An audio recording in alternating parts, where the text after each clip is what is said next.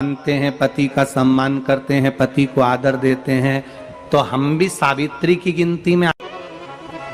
Sure से message आया कि गुरुजी वो ऐसा ऐसा पूछा गया है, आप बताओ क्या कहना है। हमने कहा कह दो, जब वट सावित्री आती है तभी तुम पति को प्रणाम करती हो, जब दिवाली आती है तब पति को प्रणाम करती हो, जब करवा चौथ आती है तभी चलनी में मुंह देखती हो, बाकी के समय तो तुम जूड़ा बांध के ऐसी बोलती हो कि पति थर थर कांपता है। 16 श्रृंगार में नारी के हाथ की चूड़ी का कलर अलग हो सकता है, चूड़ी की डिजाइन अलग हो सकती है, चूड़ी अलग हो सकती है, चूड़ी महंगी सस्ती हो सकती है, मंगलसूत्र की कीमत ऊंची नीची हो सकती है, पांव की बिछुड़ी की कीमत ऊंची नीची हो सकती है, कान के कुंडल की कीमत ऊंची नीची हो सकती है। तुम्हारे शरीर पर जितने जितने 16 श्रृंगार हैं उसकी कीमत ऊंची नीची हो सकती है। केवल मंगलसूत्र की डिजाइन बदल सकती है, नाक की लौंग की डिजाइन बदल सकती है, कान के बुंदे की डिजाइन बदल सकती है, हाथ की चूड़ी की डिजाइन बदल सकती है, पांव की पायल की डिजाइन बदल सकती है। केवल नारी के 16 श्रृंगार में एक श्रृंगार ऐसा है जिसकी कीमत जो पहले थी वही कीमत आज तक है और उसकी डिजाइन आज तक नहीं बदली। वो मांग का सिंदूर है, एक जैसी डिजाइन है और एक जैसी कीमत है।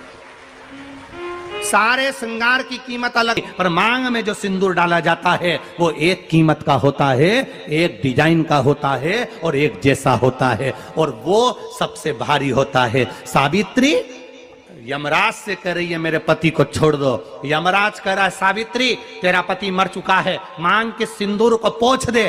सावित्री कहती है पूरा श्रृंगार उतार दूंगी पर मांग का सिंदूर नहीं पूछने दूंगी। तब यमराज ने कहा जब तक तू मेरे मांग का अपनी मांग का सिंदूर नहीं उतारती तब तक तू मेरे पास नहीं आ सकती। भगवान यमराज से सावित्री ने कह दिया मैं भी तुझे वचन देती हूं यमराज, मेरी मांग में जब तक सिंदूर है, जैसे सीता ने लाइन, लक्ष्मण जी ने लाइन खींच दी थी और सीता पार नहीं जा सकती थी, मैं भी तुझे वचन देती हूं जब तक नारी की मांग में सिंदूर है तब तक तू उसके पति को उसके सामने लेकर नहीं जा सकता, यह भी मैं तुझे कह देती हूं। यमराज भैंसे पर सवार होकर सत्यवान को लेकर जा रहा था, सावित्री से वचन पर वचन चल रहे थे, बड़ के पेड़ के नीचे छोड़कर आए। क्या चाहिए तुझको, क्या चाहिए तुझको, क्या दूं मैं तुझको, कुछ मांग ले मुझसे। सावित्री कहती है क्या दोगे आप, मेरे पति के प्राण दे दो बस वापिस, और कुछ नहीं चाहिए। यमराज यमलोक में प्रवेश करने लगा, मांग के सिंदूर में से थोड़ा सा सिंदूर सावित्री ने केवल हाथ में लेकर अपनी बिंदी पर जो लगाया, सत्यवान को लेकर यमराज अंदर नहीं जा पाया। बाहर खड़े होकर कहता है मांग ले, मैं तुझे एक वचन नहीं, तू बोले तो मैं 2 वचन दे देता हूं, तू बोले तो मैं 3 वचन दे देता हूं, तू मांग क्या चाहिए। तब सावित्री ने कहा देना चाहते हो, हाँ। अब यमराज को लगा कि लालच में पड़ गई सावित्री, तब कहा पहला वचन दीजिए, मेरे अंधे सास ससुर के नेत्र वापिस आ जाएं। यमराज ने कहा तथास्तु।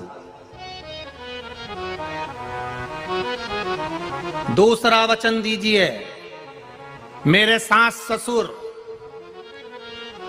अपने पोता पोती का मुख देखें। यमराज ने कह दिया तथास्तु।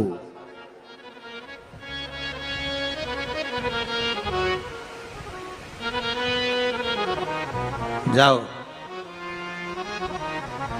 यमराज जाने लगे, फिर आग जलने लगी, कहने लगे अब मैं अंदर क्यों नहीं जा पा रहा हूं। सावित्री कहती है तुमने वर दिया है मेरे सास ससुर पोता पोती का मुख देखें, उनके बेटे को तुम ले जाओगे तो पोता पोती कहां से होगा,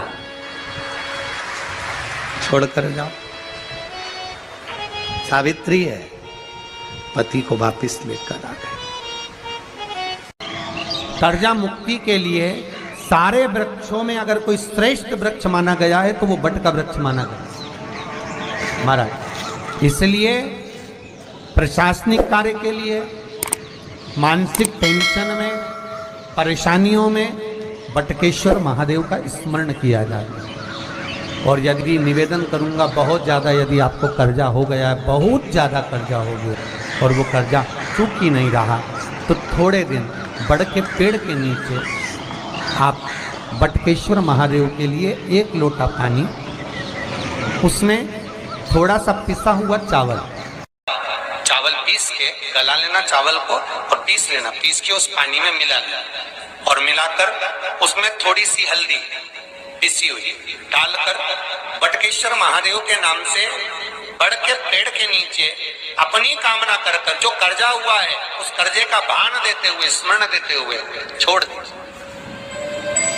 महाराज 2 या 3 सोमवार एक ही जगह पर करना, 3 सोमवार बाद वहीं से बड़ के पेड़ की थोड़ी सी जड़ उठा लाना और उस जड़ को एक कोई धागे में बांधकर या तो अपनी